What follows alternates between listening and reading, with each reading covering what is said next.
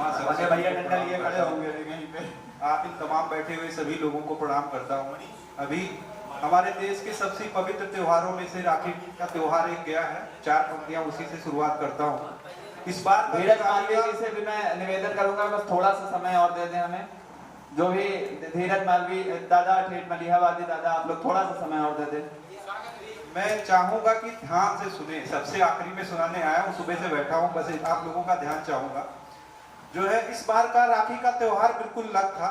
क्यों अलग था उसके लिए 4 पंक्तियां निवेदित करता हूँ। हमारी बहनें जो होती हैं राखी बांधने आती हैं, थाली सजा कर लेके आती हैं, वहीं से शुरुआत करता हूँ कि चंदन रोली और मिठाई इस थाली की साज रहे। बहनें अपने भाइयों से क्या कही होगी इस बार राखी में कि चंदन रोली और मिठाई इस थाली की साज रहे, बंधी तुम्हारे हाथ जो राखी भैया उस पर नाज रहे, और भले न देना मुझको कुछ। इस बार जो माहौल था देश में, वो बहनें हमारी सुबह रोड पे अपने लिए, अपने न्याय के लिए लड़ रही थी और दोपहर में आकर भाइयों को राखी बांध रही थी। उन्होंने उपहार नहीं मांगा होगा, उन्होंने क्या मांगा होगा कि चंदन रोली और मिठाई इस थाली की साज रहे, बंधी तुम्हारे हाथ जो राखी भैया उस पर नाज रहे, और भले न देना मुझको कुछ इतना सा वचन निभा देना, भले न देना मुझको कुछ इतना सा वचन निभा देना, इस दुनिया में जितनी भी बहनें हैं सबकी लाज रहे।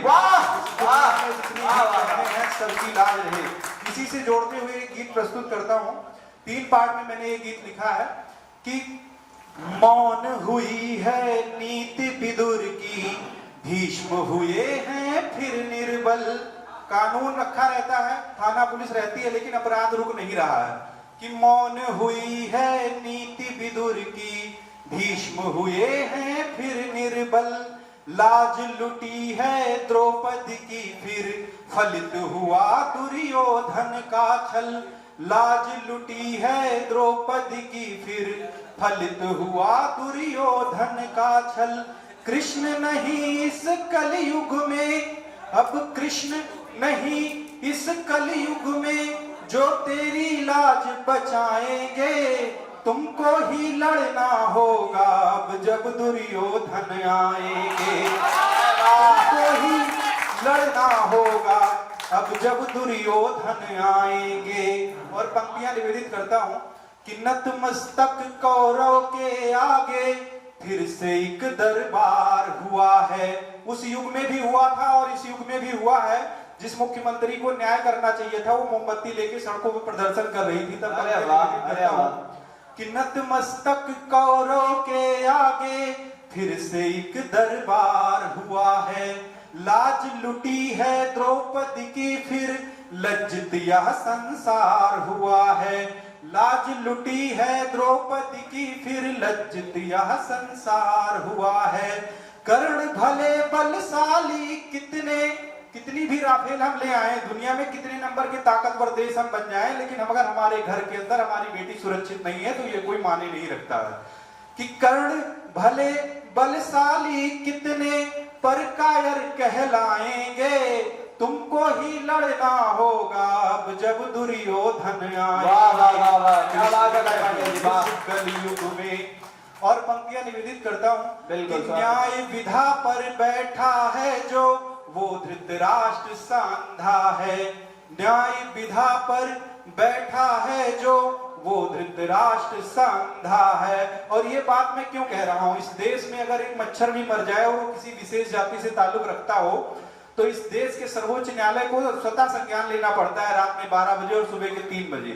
हमारी बहनें 8 दिन तक सड़कों पर मोमबत्ती लेके न्याय के लिए लड़ती लगी, लेकिन उनके कानों तक आवाज नहीं पहुंची। तब पंक्तियां निवेदित करता हूं कि न्याय विधा पर बैठा है जो, वो धृतराष्ट्र सांधा है। लाज लुटे या हो हत्या, करना सबको बस धंधा है। लाज लुटे या हो हत्या, करना सबको बस धंधा है। आंखों में पट्टी जिनके है, आंखों में पट्टी जिनके है, वो क्या न्याय दिलाएंगे। तुमको ही लड़ना होगा अब जब दुर्योधन आएंगे। कृष्ण नहीं इस कलयुग में। और आखिरी की 4 पंक्तियां हैं कि चीख रही थी एक बिटिया, जब नोच रहा था दुशासन। वो वीडियो आप लोगों ने देखा होगा उसके आखिरी समय का।